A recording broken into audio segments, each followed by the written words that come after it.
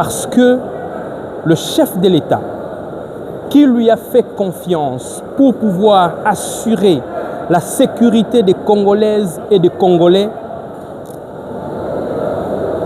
avec moi, vous allez vous rendre compte que cette sécurité pose énormément de problèmes.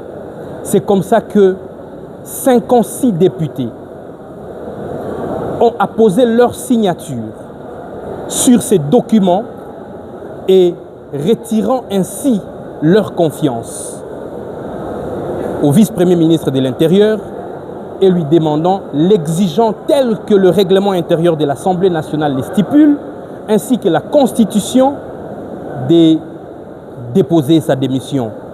Et que dans le méga ministère qu'il est en train d'occuper, il fait montre d'une, désolé pour ces termes, incapacité à pouvoir sécuriser le Congolaise et les Congolais. Tenons, à Kinshasa, le braquage à main armée, chaque jour, le matin, midi et la nuit, n'en parlons pas. À telle enseigne qu'on se pose la question si nous sommes en Haïti ou nous sommes en République démocratique du Congo, une terre de paix.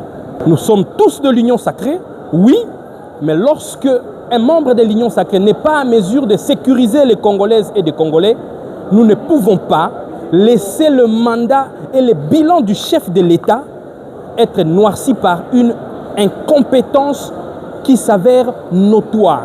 Et c'est là dans toute la République démocratique du Congo. À Kisangani, on braque même dans les hôpitaux. À Lubumbashi, n'en parlons pas. On kidnappe le médecin, on kidnappe le journaliste, on tue les prêtres, n'en parlons pas.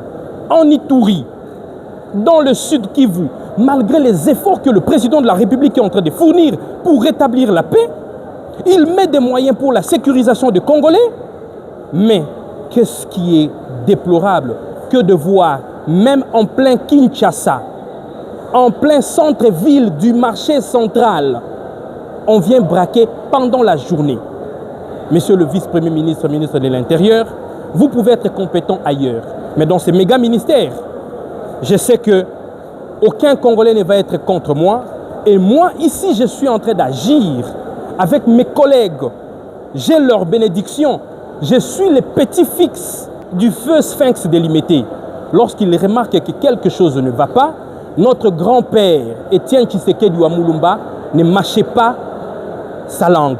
Il ne mettait pas sa langue dans la bouche pour dénoncer l'insécurité. Et moi, je suis le fils de Félix-Antoine Tshisekedi, petit-fils de Étienne Tshisekedi. J'agis dans la logique de mon père, j'agis dans la logique de mon grand-père, qui est celui de voir la sécurité des Congolais, qui est la vision de notre feu grand-père, Étienne Tshisekedi Wamulumba, paix à son âme, qui est celui du peuple d'abord. Nous vous remercions.